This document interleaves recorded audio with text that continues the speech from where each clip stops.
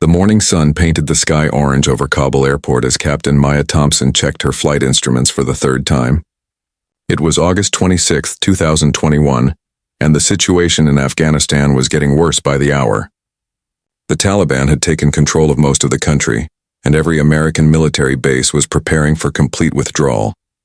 Before we dive in, tell us where in the world are you watching from? If you enjoy stories like this, make sure to hit that subscribe button, because tomorrow's episode is truly mind-blowing. Let's get started.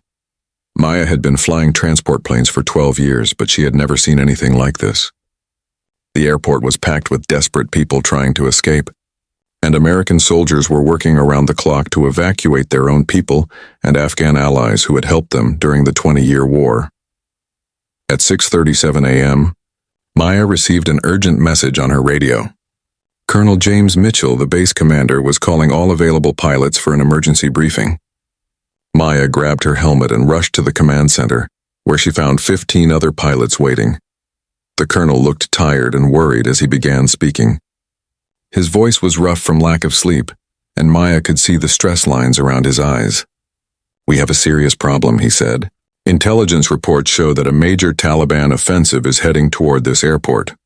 We need to evacuate all remaining American personnel within the next 6 hours." Maya felt her heart skip a beat. She knew there were still hundreds of Americans scattered across different parts of the city, working at the embassy, hospitals, and various aid organizations. Getting them all out in 6 hours seemed impossible. The colonel continued, "We have confirmed locations of 284 American civilians who are trapped in 3 different areas of the city. The Taliban has set up roadblocks and our ground convoys cannot reach them safely. We need air support to extract these people." Major Robert Kane, the senior pilot, raised his hand. "Sir, with respect, flying into those areas would be extremely dangerous. Our intelligence shows heavy anti-aircraft weapons in Taliban hands. Command has not authorized such high-risk rescue missions." Colonel Mitchell nodded grimly. "That is correct, Major Kane. The Pentagon has issued strict orders that no aircraft should venture into hostile territory without proper air support, which we do not have available. All rescue operations must be limited to secure areas." Only Maya listened carefully as the colonel explained that the 284 Americans would have to find their own way to the airport or wait for diplomatic negotiations to secure their release. The room fell silent as everyone realized what this meant. These people would be left behind. After the briefing ended, Maya walked slowly back to her aircraft. Her mind was racing with thoughts of those trapped Americans. She imagined families with young children, elderly people who could not walk long distances, and medical workers who had spent years helping Afghan people and now faced certain punishment from the Taliban.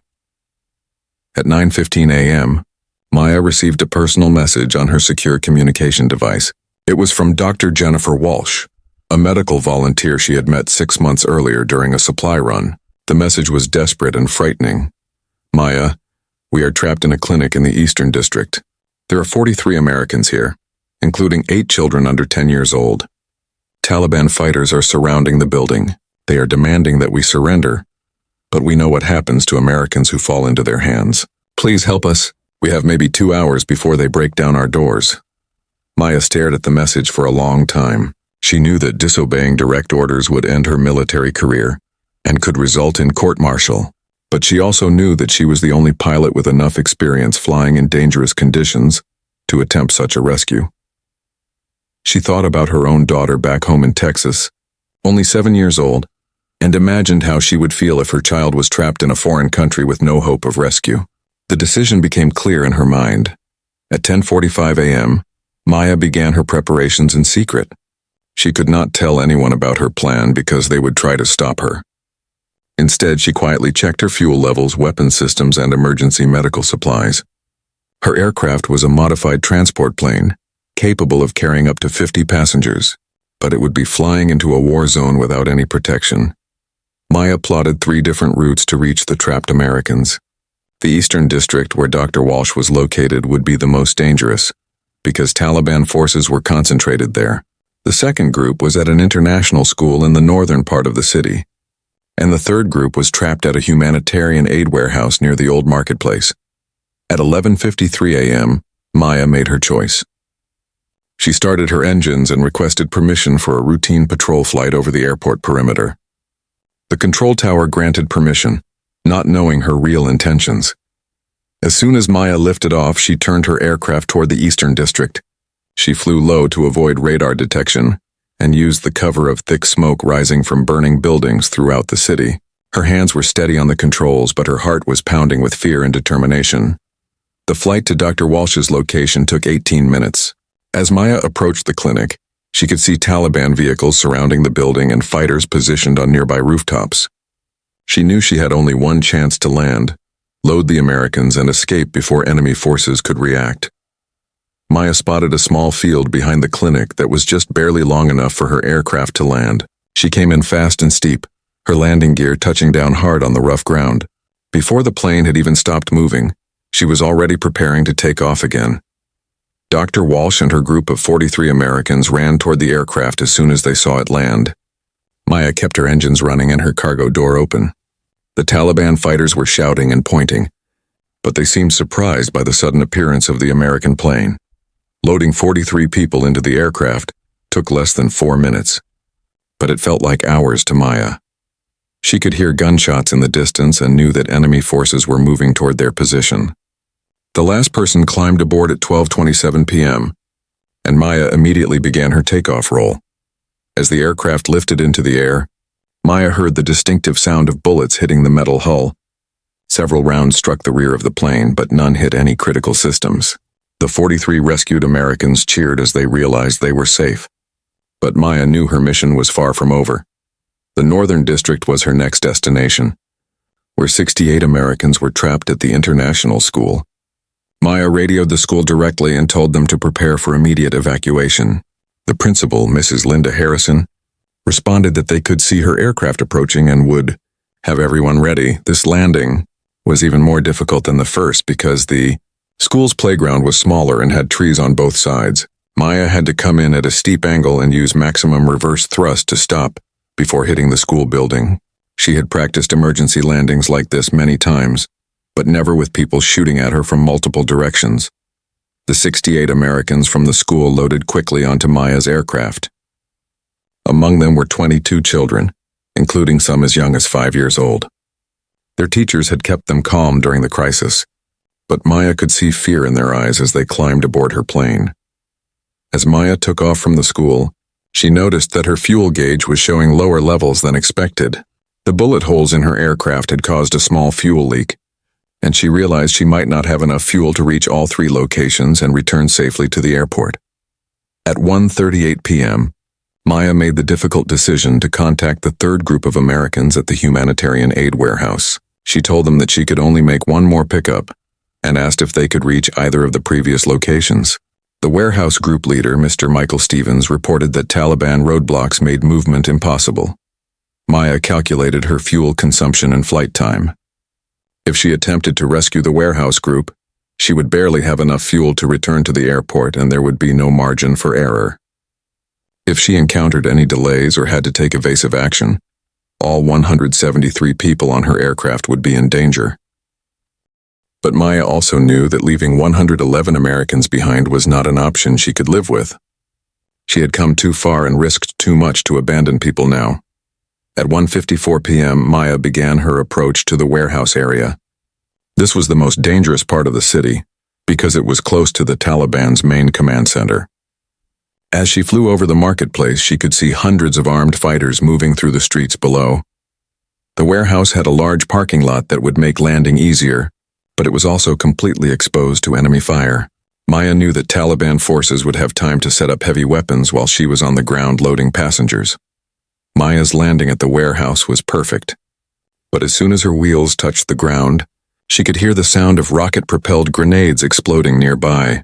The Taliban had been waiting for her to arrive and were now attacking with everything they had. The 111 Americans from the warehouse ran toward Maya's aircraft while she kept her engines at maximum power. Several of the people were injured from previous attacks on their building, and Maya's crew helped carry them aboard.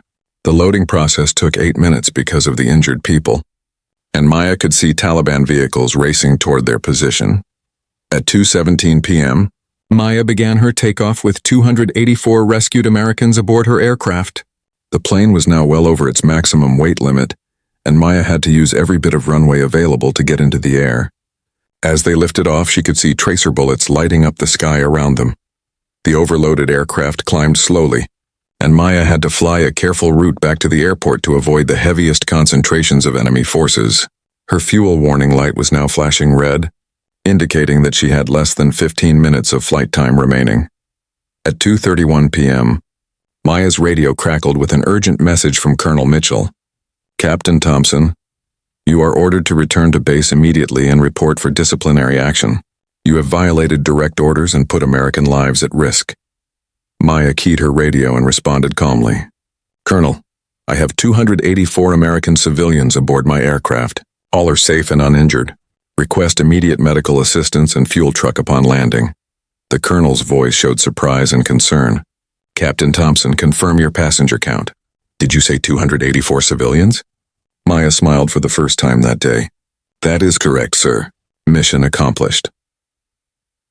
As Maya approached Kabul airport for landing, she could see emergency vehicles and medical teams waiting on the runway.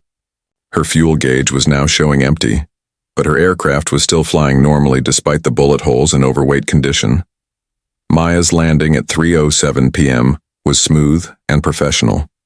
As soon as the aircraft stopped, medical teams rushed aboard to check the rescued Americans for injuries. Most were tired and scared but physically unharmed. The injured people from the warehouse received immediate treatment from military doctors. Colonel Mitchell met Maya as she climbed down from her aircraft. His expression was serious, but Maya could see respect in his eyes. "Captain Thompson, you have rescued 284 American lives today. You also directly disobeyed orders and put yourself and others in extreme danger. I do not know whether to court-martial you or recommend you for the Medal of Honor." Maya stood at attention and replied, "Sir, I understand that I violated orders. I accept full responsibility for my actions. But I could not leave those people behind when I had the ability to save them." The colonel nodded slowly. "Captain, you will face formal disciplinary proceedings when we return to the United States. However, I want you to know that what you did today will be remembered as one of the most heroic acts in modern military history." News of Maya's rescue mission spread quickly throughout the military and eventually reached the media back home. The story of the female pilot who defied orders to save 284 stranded Americans captured the attention of the entire country. Dr. Jennifer Walsh, who had sent the desperate message that morning, approached Maya during the evacuation processing. With tears in her eyes, she hugged Maya and said, "You saved our lives today.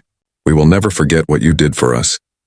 Mrs. Linda Harrison from the international school brought several of her young students to meet Maya.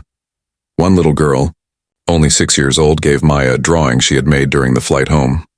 It showed Maya's aircraft flying through clouds, with the words, "Thank you for saving us," written in crayon. Mr. Michael Stevens from the warehouse group told Maya that 3 of his team members had been wounded in Taliban attacks before her arrival. Without her rescue mission, he believed all of them would have died within hours. During the long flight back to the United States, Maya had time to reflect on her decision and its consequences. She knew that her military career might be over, and that she could face serious legal charges for disobeying orders. But she also knew that she had saved 284 lives, including 22 children. Maya thought about her own daughter waiting for her at home and realized that every rescued child had parents who were desperate with worry. She had given those families their children back, and that knowledge made any punishment worthwhile. 3 months later, Maya faced a military tribunal to answer charges of disobeying direct orders and endangering military personnel. The hearing room was packed with reporters, military officials, and many of the people she had rescued from Afghanistan.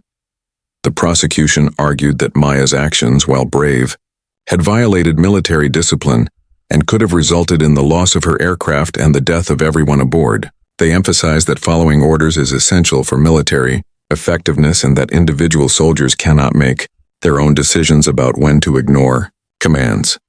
Maya's defense attorney presented testimony from the rescued Americans about the desperate situation they had faced and the certainty that they would have been killed or captured if Maya had not intervened. Medical experts testified about the injuries sustained by several of the warehouse group and confirmed that they would not have survived much longer without Rescue. The tribunal deliberated for 6 hours before reaching their decision. The panel found Maya guilty of disobeying direct orders but recommended the minimum possible punishment.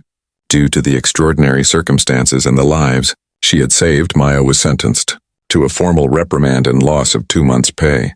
However, she was also awarded the Distinguished Flying Cross for exceptional heroism and skill in combat conditions. The contradiction between punishment and recognition reflected the complex nature of her case. After the tribunal, Maya retired from military service and returned to civilian life. She became a commercial airline pilot and continued flying for the rest of her career. However, she never forgot the day she chose to risk everything to save 284 stranded Americans. Years later, Maya would receive letters and visits from many of the people she had rescued. Dr. Jennifer Walsh became a lifelong friend and named her daughter Maya in honor of her rescuer. Several of the children from the international school grew up to become pilots themselves, inspired by Maya's courage and skill. The story of Captain Maya Thompson's rescue mission became part of military history and is still taught at pilot training schools as an example of both heroic flying and the complex moral decisions that military personnel sometimes face in combat situations. Maya's actions that day in Afghanistan demonstrated that sometimes doing the right thing requires individuals to make difficult choices, even when those choices conflict with official orders.